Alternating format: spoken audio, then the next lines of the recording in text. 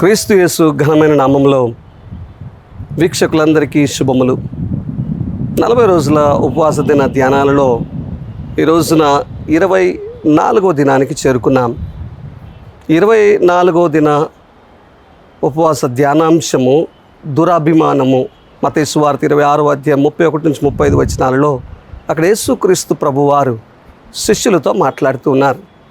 శిష్యులతో మరి సిలువకి ఎక్కక ముందు కొన్ని గడియల ముందు సంభాషిస్తున్నటువంటి అంశాన్ని మనం ధ్యానించుకుందాం. అక్కడ శిష్యులతో ఆయన మాట్లాడుతూ ఒక ప్రవచన నెరవేర్పు గురించి ఆయన చెప్తున్నట్లు మనం చూస్తూ ఉన్నాం. జకర్యా గ్రంథం 13వ అధ్యాయం 7వ వచనంలో చూస్తే, జకర్యా గ్రంథం 13వ అధ్యాయం 7వ వచనంలో ఆయన గొర్రెల కాపరిని కొట్టును, మంద అంతా కూడా చెదరిపోవును అన్నటువంటి ఆ ప్రవచనాన్ని జ్ఞాపకం చేస్తూ ఉన్నారు యేసుక్రీస్తు ప్రభువారు. కాపరి యేసుక్రీస్తు ప్రభువే. ఆ కాపరిని కొడతానని దేవాది దేవుడే, తండ్రి దేవుడే అక్కడ సెలవిస్తున్నారు. వేరే ఎవరో శత్రువు కాదు, తండ్రి దేవుడు అక్కడ సెలవిస్తూ ఉన్నారు. మానవాళి పాపాలు మోసుకొని పోయే దేవుని గొర్రెపిల్ల యేసుక్రీస్తు ప్రభు అయితే ఖచ్చితంగా మానవాళి పాపాల నిమిత్తం ఆయన సిలువేయబడాలనేది తండ్రి యొక్క ఉద్దేశం, తండ్రి యొక్క చిత్తమై ఉన్నది. ఆ తండ్రి చిత్తము నెరవేర్చబడే కొన్ని గడియల ముందే శిష్యులతో ప్రభు ఈ విషయాన్ని తెలియచేస్తున్నప్పుడు ఆయన ఒక మాట అన్నారు, మీరందరూ కూడా నా విషయంలో అభ్యంతరపడతారని యేసుక్రీస్తు ప్రభు వారు చెప్పినప్పుడు శిష్యులందరూ కూడా ఒక మాట అన్నారు, మేము అభ్యంతరపడము, నీ విషయంలో మేము అభ్యంతరపడమన్నారు. కానీ అందరిలోకి ఒక శిష్యుడు పేతురు, సీమోను పేతురు గట్టిగా చెప్తున్నాడు, ప్రభా వీరందరూ అభ్యంతరపడినా కూడా నేను నీ విషయంలో ఎన్నటికీ కూడా అభ్యంతరపడను అన్నారు.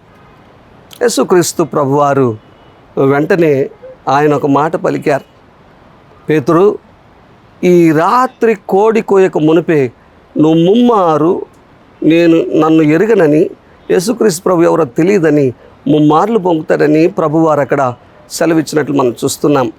అప్పుడు కూడా మౌనంగా లేడు పేతురు.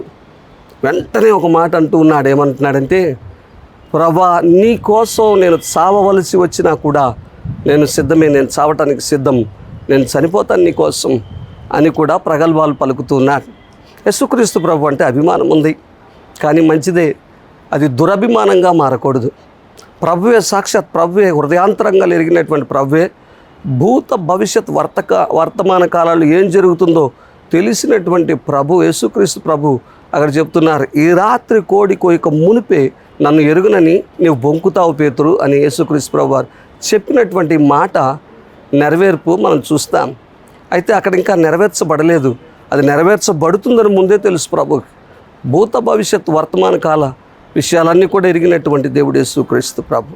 అయితే దురభిమానంతో ఎన్నో రకాలుగా మాట్లాడుతున్నాడు పేతురు. నేను నీ కోసం చనిపోవటానికి సిద్ధం, నేను నీ సాక్షిగా జీవిస్తాను, ఎవరు విడిచిపెట్టినా, అందరు విడిచిపెట్టినా నేను నిన్ను విడువనంటూ ఉన్నాడు. కానీ మనకు తెలుసు పేతురు యేసుక్రీస్తు ఎవరో తెలియదని ముమ్మార్లు బొంకినట్లు కూడా మనం చూస్తూ ఉన్నాం. ఈ రోజున మన జీవితాలలో కూడా ఈ విశ్వాస లోకములో యేసుక్రీస్తు ప్రభు యొక్క సాక్షి బిడ్డలుగా జీవించాలంటే మనకు శక్తి కావాలి. మనకున్నటువంటి ప్రేమ, మనకున్నటువంటి శక్తి చేత మనము క్రీస్తు శిష్యులుగా జీవించలేం.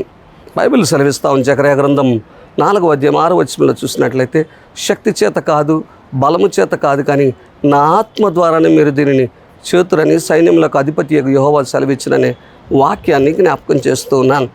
కాబట్టి మన శక్తితో మనం చేయలేము, కానీ దేవుని ఆత్మశక్తితో మాత్రమే చేయగలం. బైబిల్ గ్రంథంలో యేసుక్రీస్తు ప్రభువారు ఒక మాట పలికారు. అక్కడ చూసినట్లయితే అపోస్తలుల కార్యములు 1వ అధ్యాయం 8వ వచనంలో చూస్తే, ఆయనను పరిశుద్ధాత్ముడు మీ మీదకు వచ్చినప్పుడు మీరు శక్తిని పొందదు గనుక యెరూషలేములోను యూదయ సమరయ దేశంలోను భూదిగంతముల వరకు నాకు సాక్షులై ఉంటారని యేసుక్రీస్తు ప్రభువారు సెలవిస్తున్నారు. ఈ రోజున మన శక్తి చాలదు. యేసుక్రీస్తు ప్రభు యొక్క సాక్షి బిడ్డలుగా మనం ఈ ప్రపంచంలో ప్రతికూల పరిస్థితులు కలిగినటువంటి ప్రపంచంలో జీవించాలంటే కష్టతరము. మన శక్తి ఎటువంటి పరిస్థితుల్లో కూడా సరిపోదు. మనకు కూడా అభిమానం ఉండొచ్చు, యేసుక్రీస్తు ప్రభు కోసం నేను ప్రాణం పెడతాను అభిమానం ఉండొచ్చు, కానీ అభిమానం దురభిమానంగా మారకూడదు. కాబట్టి ఒకే ఒక మార్గం ఉంది ప్రభు యొక్క సాక్ష్య బిడ్డగా జీవించాలంటే, కొలత లేని పరిశుద్ధాత్మ శక్తితో నింపబడినప్పుడు భూదిగంతముల వరకు ఎక్కడున్నా సరే మనము యేసుక్రీస్తు ప్రభు యొక్క సాక్ష్య బిడ్డలుగా జీవించగలం. అటువంటి శక్తిని పరిశుద్ధాత్మ దేవుడు ప్రతి ఒక్కరికి కూడా అనుగ్రహించును గాక. ఆమెన్.